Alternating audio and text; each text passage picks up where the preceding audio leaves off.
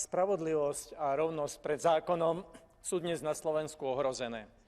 Premiér Fico začal svoj výkon moci útokmi na nezávislé médiá, takisto nezávislé inštitúcie a aj protikorupčné orgány. Vláda navrhuje zrušiť úrad špeciálnej prokuratúry, ktorá je kľúčovou inštitúciou v protikorupčnom boji aj v ochrane európskych finančných záujmov. Vláda navrhuje podstatne znížiť tresty za korupciu a predstavitelia vlády zastrašujú vyšetrovateľov. Tento termín na Slovensku zľudovel a predstavuje symbol nerovnosti pred zákonom.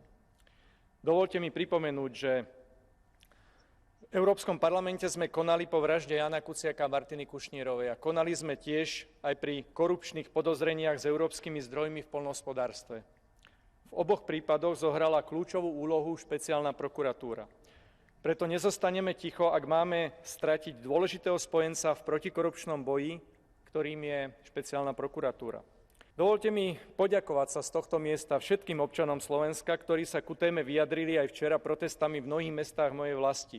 Nikto z nás si neželá, aby sa Slovensko vydalo maďarskou cestou.